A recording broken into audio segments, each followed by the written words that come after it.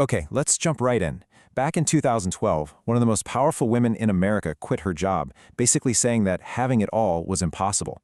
So today, we're going to take the ideas from her book, Unfinished Business, and apply them directly to Taiwan. We'll use hard data to see exactly why that feeling is so familiar right here at home. So the story really kicks off with Anne-Marie Slaughter. I mean, she left one of the most powerful jobs in Washington. Why? Because she couldn't square its insane demands with the needs of her teenage sons. Her point was crystal clear. If one of the most successful women in America can't make it work, then the problem isn't the person, it's the system. And that really begs the question, right? Why is this dream of balancing a career and a family so incredibly difficult? This isn't just one woman's story from Washington. Nope, it's a daily reality for millions of people. And as we're about to see, it's a huge issue right here in Taiwan.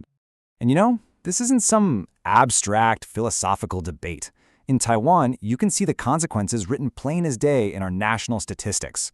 Our consistently low birth rate, it's more than just a demographic trend.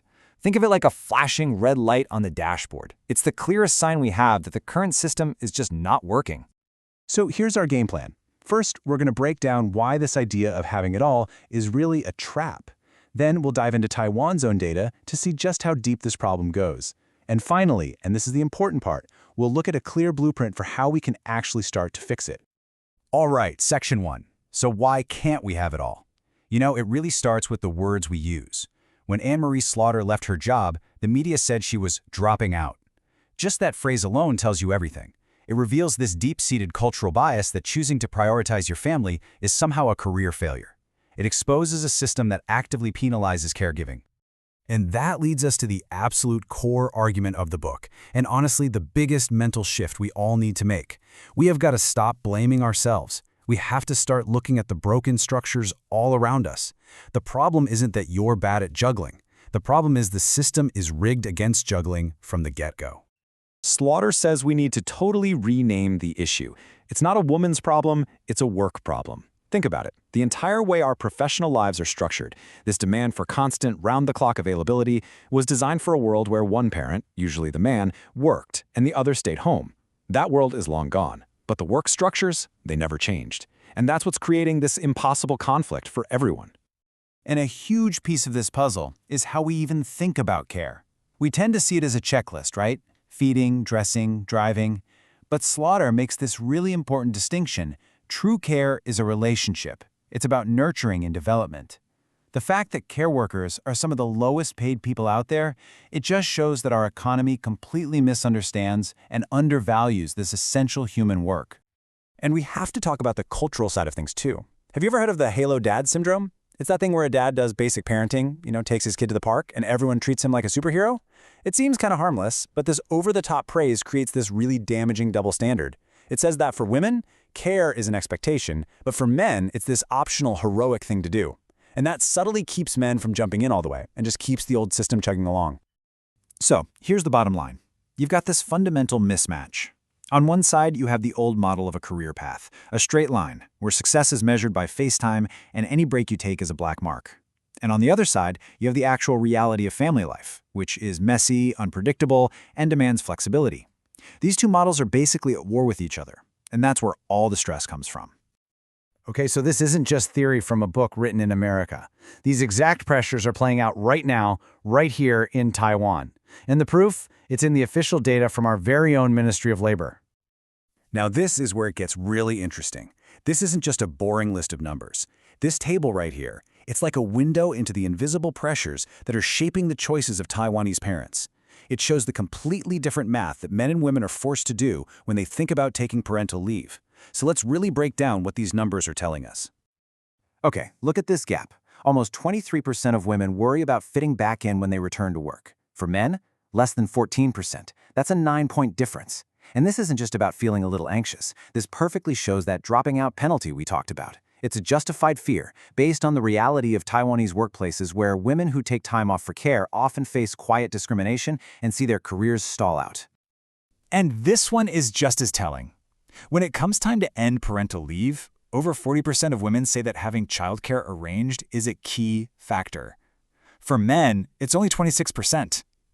This huge 14.3-point gap, it highlights what we call the mental load. It shows that women are disproportionately carrying the invisible work of being the family COO. Researching daycares, interviewing nannies, coordinating all the logistics. And finally, let's look at the money. Over 80% of the primary earners, who are mostly men in Taiwan, say income loss is a major worry. This tells us that the current parental leave pay, which is about 60% of your salary, isn't really just a benefit, it's a barrier. It basically traps the main breadwinner at work, which just reinforces the same old gender roles that these policies are supposed to be challenging. So we've seen the problem plain as day in the data. Now for the most important question, what on earth do we do about it? Well, the book offers a really clear blueprint for reform, with real, actionable steps to start fixing these broken systems. So, the solution isn't just one magic bullet. It needs action on 3 fronts, all at the same time. First, companies have to fundamentally redesign how work even gets done. Second, the government has to modernize its policies to match the world we actually live in. And third, all of us, as a society, have to change our culture to truly revalue the work of caregiving. For companies, the single biggest shift is ditching the FaceTime culture. Success shouldn't be about how many hours your butt is in a chair. It should be about what you actually produce. Moving to a results-only work environment, or ROE, means flexibility isn't some special favor for parents anymore. It becomes a standard tool for everyone to be more productive. It measures what actually matters, the work itself. And the government has some really powerful tools it can use. To fix that income trap we saw in the data, a huge step would be increasing parental leave pay. To tackle cultural norms like the Halo Dad thing, you bring in a use-it-or-lose-it leave quota just for fathers. That makes care an equal responsibility. And to truly show we value care, we have to raise the wages and professional status of care workers. Simple as that. So as we start to wrap this all up, the ultimate message of Unfinished Business is really a call to action. It's about getting past this idea that it's a personal problem to solve and recognizing it for what it truly is, a collective, societal challenge that demands a collective solution. Let's be absolutely clear on this.